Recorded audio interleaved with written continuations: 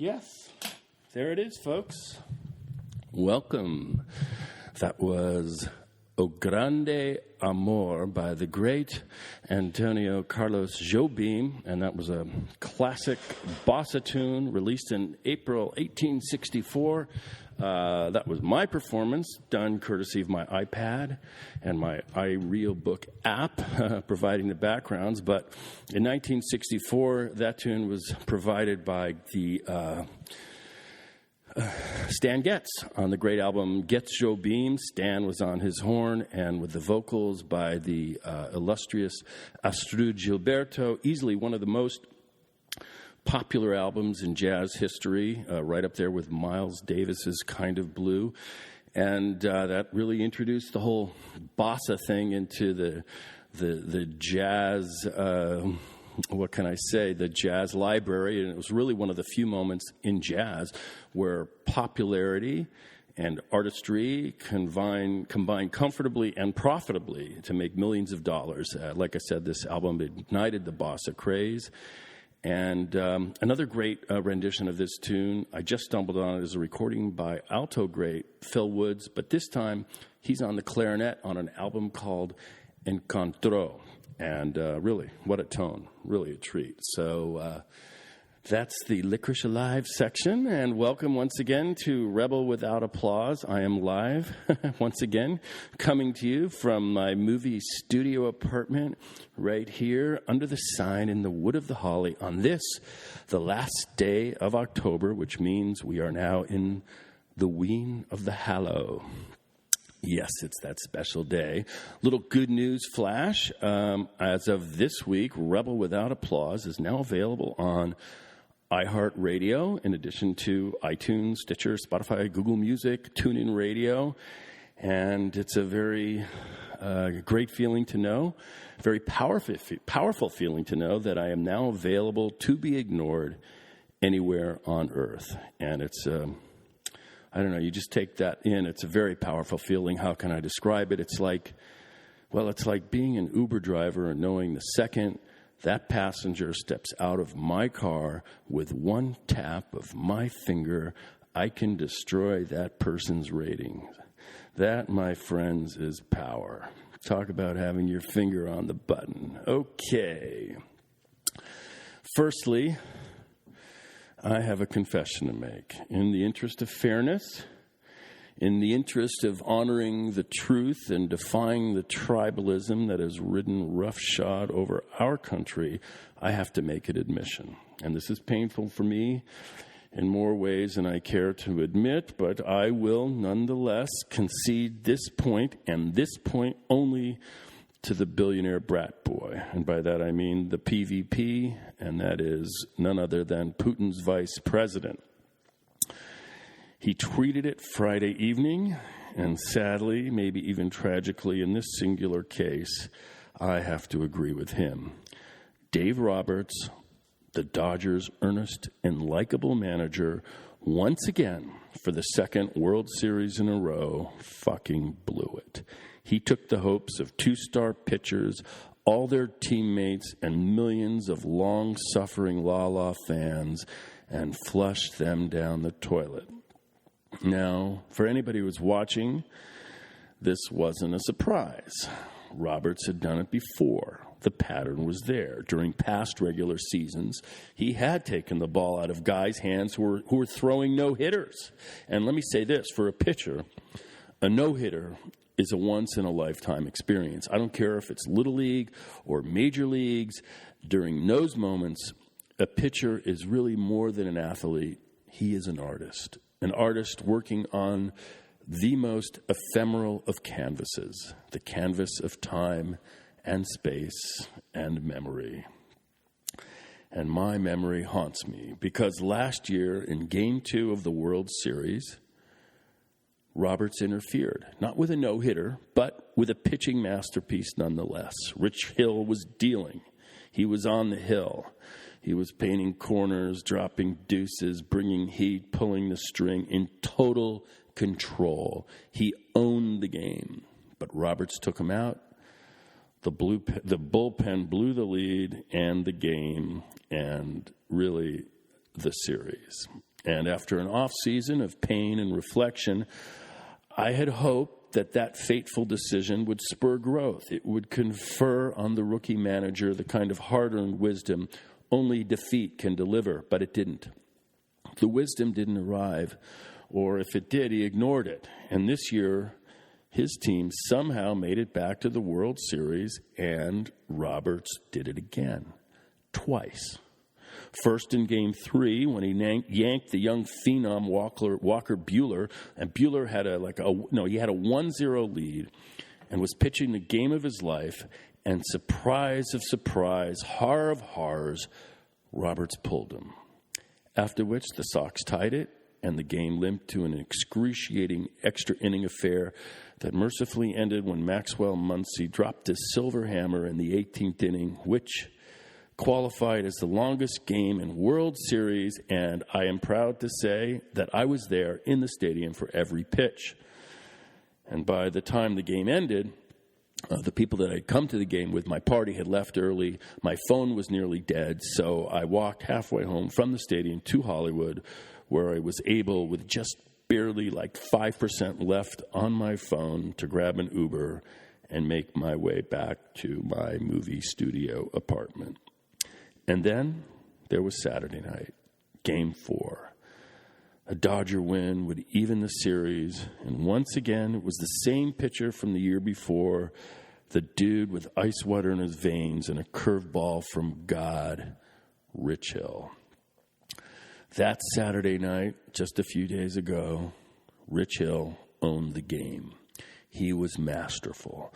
The vaunted Sox lineup couldn't make heads or tails of the old lefty. He had a 4-0 lead and was dominating the best hitting team in the biggest game. So when Roberts popped out of the dugout and skipped towards that pitching mound, everybody in the world, everybody with a radio or a TV or an internet connection, from the critic fanatic in Pakistan to a Manchester United doofus in England or to an analyst on the MLB network, everybody with two eyes and a brain, including, yes, the billionaire brat boy, they were all screaming, "Roberts, please, no, don't do it." But do it, Roberts did. He took the brush out of Rembrandt's hand, and he handed that brush to a crew of exhausted, brick-shitting relievers, and that was that. Team castrated, game over, hopes dashed, stick a fork in them, Dodgers were done. In both instances, the two aces, Buehler and Hill, were pitching the games of their lives. They were at the pinnacle of their powers, on the biggest stage, under the brightest lights, with the whole sporting world fixated on their every move. And twice, Dave Roberts intervened. Maybe, I don't know, maybe he just couldn't help himself. Those numbers, the analytics, the algorithms, the mountain of statistics were screaming in his brain, and the poor guy, he just had to obey. I hate to be cruel, but the man has the soul of an insurance actuary. Sure, yes, in baseball, statistics tell a story, but not always the whole story. Somewhere in the depths of your soul, if you're a manager, you have to have a little of the riverboat gambler. And Roberts ain't a gambler, he's a card counter. And if he's there next year, they should rename the team the LA Algorithims. Could you imagine Lasorda taking Oral Hershiser, the Bulldog, out in 1988? If he did, there would have been no 88 and no Bulldog, and Lasorda wouldn't have a plaque in Cooperstown. Or could you imagine Alston yanking Koufax in 65 or 63? Or Bruce Bochy pulling Madison Bumgarner? Oh, jeez. So by the time Sunday evening arrived and the Dodgers were on the brink, the inevitable happened. Like a bull heaving its last breath, with the espadas dangling from its bleeding shoulder, the matadors from Boston inserted the blade. The Dodger bull coughed up its last bloody breath, and the fat lady sang. Oh, well, Bill, it's only sports. Take a breath. There it is. Let it go. There are really, certainly more important things to obsess about, like murders in synagogues or political pipe bombs, this atrocity or that tweed, or the Fresh Prince of Riyadh, or the Cav on the Supreme Court. Come on, Bill, prioritize, grow up. Okay, so where are we, folks? We are hurtling towards another exercise in our clunky kleptocracy, democracy. Yep, it's those crazy midterms. We're coming up against them fast, and the stakes could not be higher, almost as high as the frigging World Series. But okay, never mind. We'll put it away. All right, let's review. If the House shifts back to the demos, then all the committee chairmanships flip, and impeachment hearings could begin, and the ice that the PVP is skating on will get a lot thinner. So I thought it was a good time to review the impeachment process. Basically, impeachment, as defined in our creaky old Constitution, is a two-step deal. Let's see, how can I describe it? What would be a good metaphor? Well, it's like being tarred and then feathered in the public square. Now, the first step, the tarring, requires a majority of the folks in the House of Representatives. And the second step, the feathering, requires a 2/3 majority in the Senate. And after the tar is applied in the House, the issue is submitted immediately to the Senate for feathering. And it's very important to do this right away. Otherwise, the tar will dry and it gets really hard and no feathers will attach. So they got to get it done right away. So once the tar is applied and it's wet and gooey and warm, each senator puts on his white toga and assumes the role of juror, while the folks who originally did the tarting, well, not all of them, but just select dudes and dudettes from the House of Representatives, they act as prosecutors. And so the trial begins with the Chief Justice of the Supreme Court, who today would be John Roberts, a Bush appointee. He would be behind the plate doing the umpire chores, calling balls and strikes. Thus far, in our history, only 2 presidents have been tarred, but none as of yet have been feathered. The first president who was tarred but not feathered was Andrew Johnson, who, for the purposes of this podcast, I'll call AJ. AJ was born a poor Southerner from the backwoods. He living there in the backwoods of Tennessee, and I think originally North Carolina. He apprenticed as a tailor, and then he drifted into politics and somehow became a governor and then a senator from Tennessee. And when Tennessee seceded at the onset of the Civil War, AJ knew where the bread was buttered, and he stayed loyal to the Union. And in 1864, when Honest Abe, in the midst of this awful conflagration, was running for his second term, he plucked old AJ out of the sticks to be his VP. Anyway, Lincoln gets reelected, Lee surrenders at Appomattox, and a week later, Honest Abe decides to go see a play at Ford's Theater and gets popped in the head by an out-of-work actor. Yeah, maybe if John Wilkes Booth had a better agent, history would have been different, but either way, AJ becomes frigging president. So what happened? Well, it turns out AJ was way more of a Southerner than folks realized, and he did everything he could to make life for the freed slaves as miserable as fucking possible. And he did everything he could to make life for the old plantation owners as nice as possible. He granted amnesties by the boatload to the Confederate traders. He appointed unreconstructed slave-loving rebels to all kinds of plum federal gigs like postmasters and mayors and governors. He vetoed the Civil Rights Bill of 1866. That's right, there was a Civil Rights Bill that preceded the ones in the 1960s. In the 1860s, he vetoed it, which it was overridden. And he also vetoed the extension of the Freedmen's Bureau, which was authorized to help all those freed slaves get started chasing the American dream, which turned out for them to be an American nightmare.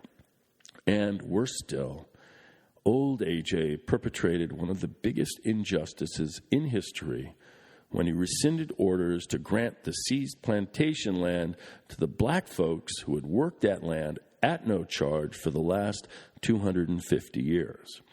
His message to the 3 million freedmen was simple and clear.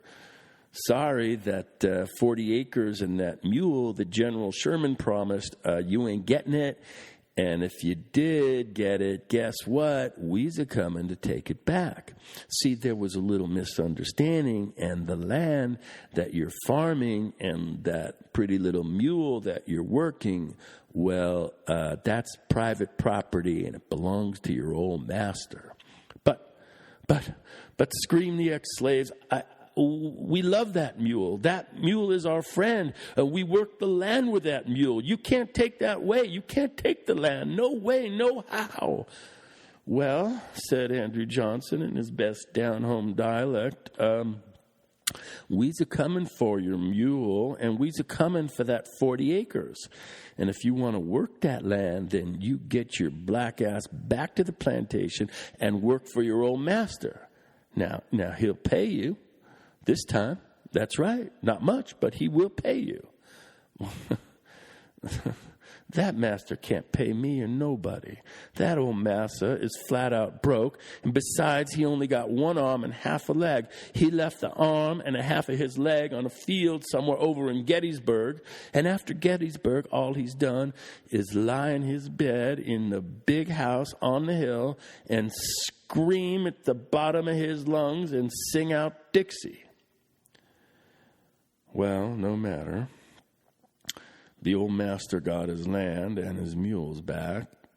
The ex-slaves were broke and hungry and without land or capital, so they had no choice to work the land that their old slave masters still owned. And you can thank President A.J. for that. So Andrew Johnson was not a popular fellow with those northern boys, the ones who fought and died in the war, the ones who wanted to get society on a more or less equal basis. By that I mean the radical Republicans. Yep, that's what they were called, those radical Republicans. Now, those radical Republicans are not to be confused with the radical Republicans of today. You know who I'm talking about? I'm talking those Kavanaugh-confirming, KKK-loving, Obamacare-killing white boys, the Lindsey Grahams and Paul Ryans. I'm talking Ted Cruz and that ugly fella from Kentucky. What's his name? Oh, yeah, Mitch McConnell. I'll tell you, this is his day, because he is one fella that doesn't need a mask for Halloween. He's got a face scary enough without. Nope. The radical Republicans of 1866 were what we might call today progressives. Yes, they advocated for full citizenship and enfranchisement of the recently emancipated. They offered the 13th, 14th, and 15th Amendments of the Constitution. So if you want to put some fresh faces on some dollar bills, try the radical Republicans Thaddeus Stevens or Charles Sumner, two dapper fellows that would look very nice in your wallet. Of course, I could also go for, who else? Frederick Douglass or Harriet Tubman or Martin Luther King or even James Lawson. And if you don't know who James Lawson is, hang in there. I'll get to him in a later podcast, so keep listening. Anyway, off on a tangent again. Where was I? Oh, of course, the whole tar and feather deal. Anyway, the last straw for A.J. came when he tried to remove his Secretary of War, Edwin Stanton, from his cabinet. Now, Stanton was, yes, a radical Republican and an irritating holdover from the cabinet he inherited from Honest Abe. And it just so happened that removing a cabinet member without congressional approval was in violation of some law which was later found unconstitutional. But no matter. Congressional folks were infuriated and the tar was a-boiling. So A.J. got tarred in the House, but came up one vote short of the 2/3 needed for the feathering. Damn, what a party that would have been. Make him run around the White House 3 times, covered in chicken feathers, clucking for the whole world to see. But alas, it did not work out that way. A.J. got tarred, but not feathered, and over time the tar sort of wore off, and he served out his term to be replaced in the next election by one Ulysses S. Grant. Okay, who else? Nixon, well, he would have been tarred and most assuredly feathered for obstructing justice during that whole Watergate deal back in the 70s, but he chose to skedaddle on his helicopter back to his beach pad in San Clemente. and live out his days watching the surfers rip up trestles. And by the way, as a surfer, trestles is a really cool wave. Well, actually, let me clarify that. It's two waves. You have upper trestles and lower trestles. My preference is upper trestles. Uppers is a little more longboard friendly and a shorter hike in from the road. But, okay, don't go there, Bill. I'm on a tangent again. Reel it back in. Where was I? Oh, yeah. Of course, obstructing justice. Quick note on obstructing justice. That's kind of a loose term. How best to define it? Sort of like pass interference in football. In football, the defender is not allowed to obstruct the receiver or interfere with his path to the ball. Any obstruction of that path is deemed interference and subjects the offending team to a loss of yardage. And similarly, any interference with the pursuit of justice subjects that person to a federal felony and an extended stay in a federal Airbnb. Who else? Of course. My God, I almost forgot. Bill Clinton. Remember him? Hillary's huz, or huz of Hillary. Not a lot of people remember this, but Bill was president once, and he also got tarred in the House, but nowhere near feathered in the Senate. Clinton got tarred for lying about a blowjob, which, frankly, for me was hard to understand. Any man with half an ounce of integrity lies about a blowjob, especially if they are married and have a kid, and especially if that kid is a young daughter. This is true even if you were caught in the act, in what legal experts like to call flagrante delicto. Then the honest and appropriate thing to do is to look your horrified spouse in the eye and tell her that you were bitten by a snake on the tip of your penis, and the cute young intern on her knees in front of you is performing her civic duty by sucking out the poison. That is the appropriate and honorable thing to do. But Lindsey Graham, who was the congressional prosecutor at the time, didn't see it that way, and Bill got tarred, but not feathered. So there you have it, folks. The short history of impeachment, or just a short story, I'm not really sure. All of which brings me back full circle to the election that is coming quick upon us, the midterms. Well, personally, after 2016, I have lost all confidence in my powers of political prediction, so really don't listen to me. Well, no, listen to me, but don't believe everything I say. Please go out and vote. It might matter. It might not. It really depends on who's counting the votes. Maybe it's local officials. Maybe it's the Russians. I'm not so sure. And by the way, my congressman here in the Wood of the Holly is none other than Adam Schiff. So if the House flips, then he very likely will be in charge of the tarring and probably get to be the chief prosecutor if and when they do the feathering. And if somehow the billionaire brat boy actually gets feathered, I personally want to see him cluck like a chicken 3 times around the White House, even though I agree with him about Dave Roberts. Anyway, folks, thanks for hanging with me. If you dug the little podcast, go to my little iTunes podcast page, throw me some stars, write a review on on that page, and if you want, and this would really be my most heartfelt request, if you want to check me out live, that means in person, doing the whole stand-up thing, contact your local comedy venue and ask for me, Bill Kalmanson, the Rebel Without Applause. And in L.A., that would be the Improv, the Comedy Store, or the Laugh Factory. That would be doing me a service. And I know it's asking a lot, but what the hell? If you don't ask, nothing happens. So, with that request foremost and topmost on your brain, thank you. And until next time, goodbye, adios, and adieu.